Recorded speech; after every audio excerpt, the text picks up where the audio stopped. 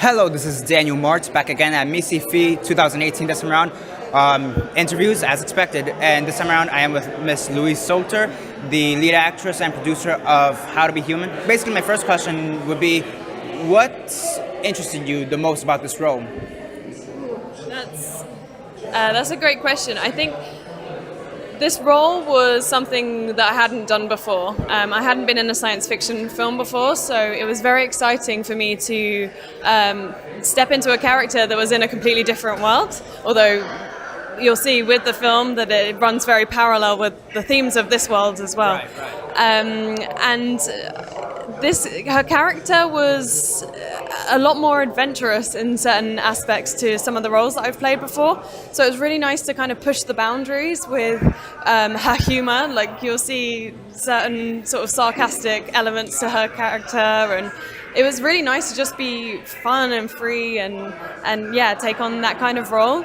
And working with Bruno Centofanti as the director, he kind of allowed me and Sophie Kennedy-Clark, who were playing the sisters together, he kind of created a space where we could just really live the characters and have that space where we could improvise quite a bit around the scenes and things like that. So the whole experience for me was really different, and I love it. Like, I'm looking forward to hopefully doing the character again in a sequel. Exactly.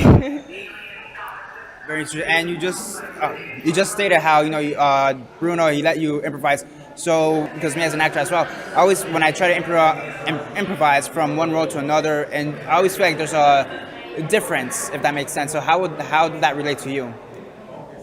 I think improvisation is a really important thing because it enables you to put a lot of yourself into it in a way that isn't rehearsed. So when you come to having those moments where you do improvise, things come out that you don't necessarily expect. And when you're working with the other actors as well, you can never really plan for something that's improvised. So I think that's the magic sometimes of improvisation, is you can get things that you just don't expect or don't plan.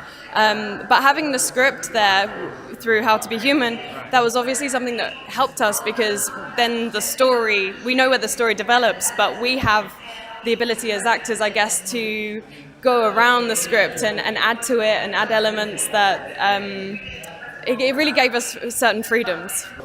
Throughout this whole experience, what would you say what was your favorite part? Like, if you had to pick one particular scene or one particular experience, what would you say would be your favorite part in doing this? That's a really tough question. My favorite part.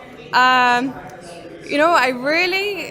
really love the car scene. There's a scene where there's a car chase, and it was just so much fun to film because I hadn't been in that kind of environment before, and it was really exhilarating. Like, I remember we hadn't rehearsed the car scene. We kind of just went through it. Like, we talked about what we were going to do, so we all knew what the actions were, and it was kind of choreographed in a certain way, but you can't beat that excitement and exhilaration of just saying, action and just going for it. Like, it was really, really cool. I loved that bit. Loved it.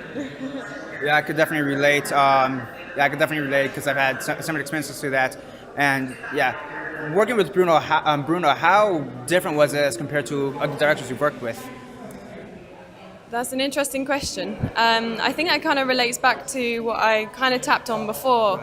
Having a director that doesn't over-direct, I kind of felt that he was more of like a guider. Like, we were completely trusted with our roles and our portrayal of those roles, and I kind of felt that I had the freedom to do what I wanted to do, and in the back of my mind I knew that if I was going off on a tangent, or if there was something that I could maybe improve, then I knew that I had a director like Bruno to guide me in that direction. So it's kind of like, I don't know, it was kind of like we were organisms being sort of pushed and pulled into the direction that he wanted to tell the story, and that was different for me because I've worked with some directors that have a unique style where they want everything sort of particular, which is just a different style of directing.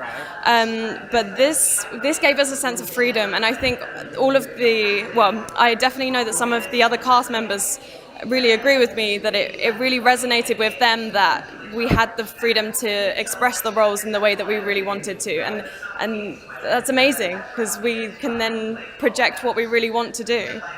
Before actually making the film, when we found out, did you decide to take any inspiration from maybe another movie or TV show you've seen, and that could maybe help your performance in this movie?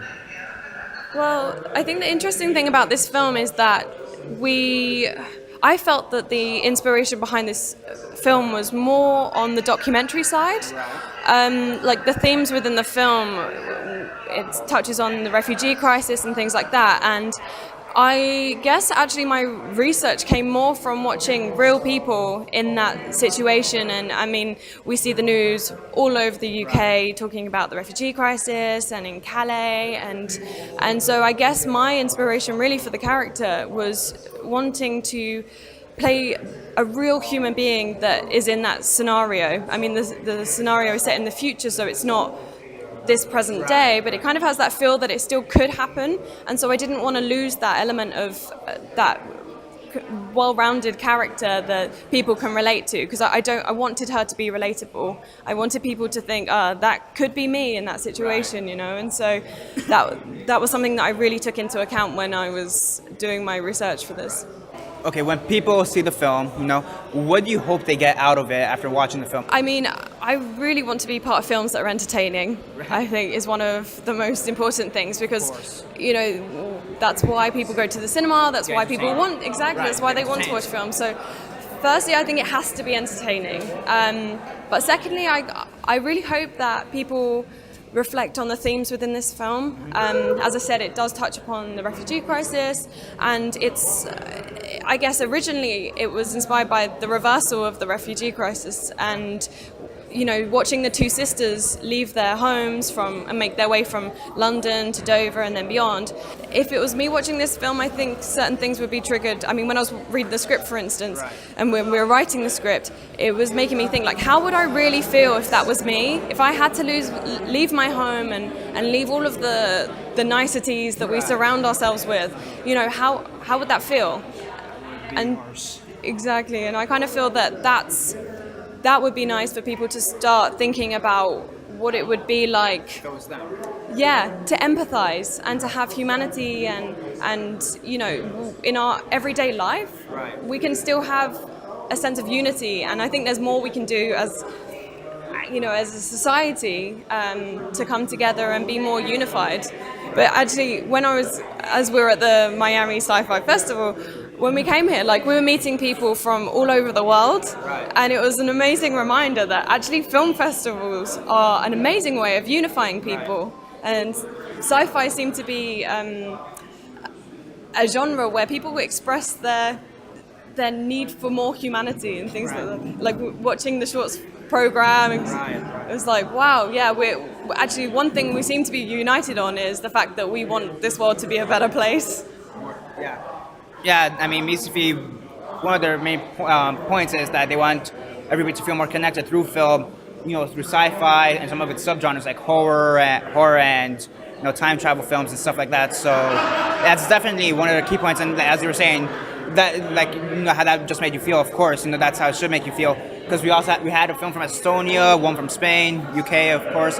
So yeah, and now that you're looking at some of the other films, from the ones we've seen so far, which one would you say is your favorite? That's such a tough question. Probably Einstein Rosen. It was a short film that dealt with time travel, and it was just so quirky and really entertaining. So it was quite a simple story. Where they were. I mean, I think you saw it, right? I saw it. So they were throwing things into a vortex, and then as children, and then when they grew up, they went back to the same place, and then all of the things came back. And I just thought, that's fun. It's a really fun film, and then so many people in the audience were laughing as well. It was nice. It's nice that we can see that kind of film. It's like, why not? Why not? Yeah, I'd have to agree. That one, I like that one too. For me, it'd be between that one and She Comes Through Fire. So that for me, it's between those two. But yeah, and then I don't know if you've seen the program, but are there any films that you're hoping to see, or anything else you're hoping to see in the film festival, either today, tomorrow, or Sunday? So I saw that there's a film called Future Worlds. I think it was a film and not a program. I think it was a film, and it just, even the title just caught my attention. Like, Future Worlds, whose opinion am I going to see? You know, like, what stories are we going to see? But I love the idea of hearing people's opinion of what the future's going to be like, because everyone has their own opinion, and so it's just like, yeah, I'm open to hearing other people's. Last question. If given the option, would you come back here next year or any other year afterwards? What a great question. Yes, I mean, this is the first day, it's the opening night, but there is a massive sense of community here, and that's what I love, and that's why, that's one thing I think I love most about film, is that it seems to bring everybody together, whether you're watching it or whether you're making it, or whether you're watching it here in a festival. So yeah, I would love to come back next year, of course. Thanks for joining me again, Daniel Mart and Louise Salter. And we'll be back later with more interviews at MACF 2018. Goodbye.